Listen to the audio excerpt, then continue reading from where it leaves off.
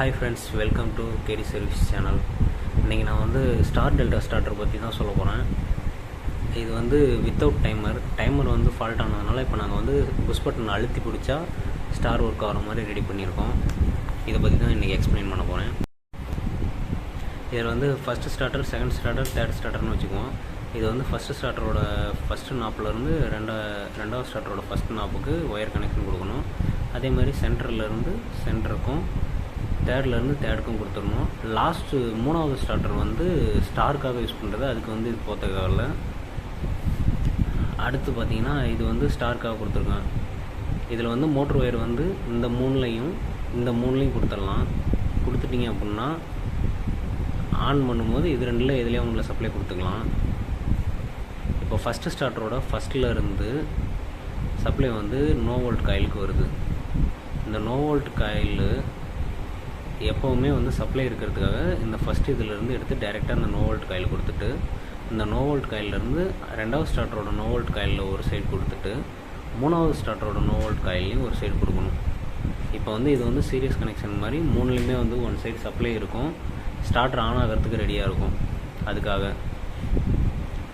Next பார்த்திங்கன்னா இந்த first ஸ்டார்டரில் மூணாவது நாப்பில் இருந்து ஆஃப் பட்டனோட ஒன் சைடுக்கு வந்து சப்ளை வந்து கொடுக்கணும். பார்த்தீங்களா, தெரியுதுங்களா?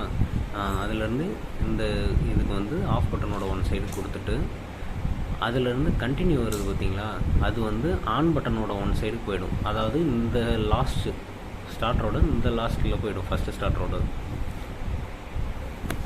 இதிலேருந்து இந்த லாஸ்ட் தெரியுதுங்களா? இதில் இப்போ வந்து இதில் இருக்கிற இன்னொரு ஒயர் வந்து நேராக போயிட்டு ஆடம் பிளாக்கில் பாருங்கள், அந்த லாஸ்ட்டு ஸ்க்ரூவில் இருக்கும். அந்த லாஸ்ட் ஸ்க்ரூ அதான் வந்து காமன் ஸ்க்ரூ, அதில் வந்து கொடுத்துருக்கோம்.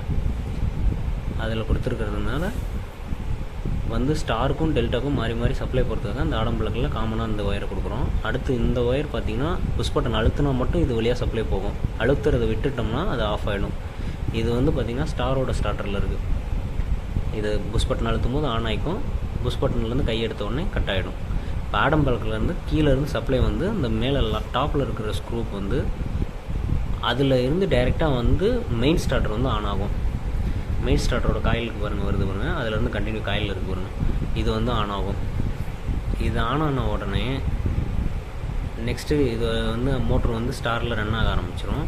அடுத்து வந்து இந்த புஷ் பட்டனை விட்ட உடனே இந்த ஸ்டார்டர் வந்து ஆஃப் ஆகும். ஆஃப் ஆன உடனே அந்த ஆடம் பிளாக்கில் இருக்கிற மேலே போகிற சப்ளை கட் ஆகி இந்த கீழே இருக்கிற ரெண்டாவது இருக்கிற சப்ளைக்கு போக ஆரம்பிச்சிடும்.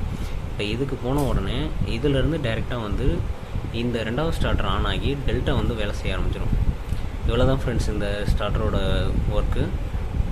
உங்களுக்கு புரிஞ்சிருக்குன்னு நினைக்கிறேன். ஓகே ஃப்ரெண்ட்ஸ், சப்ஸ்கிரைப் பண்ணி சப்போர்ட் பண்ணுங்கள்.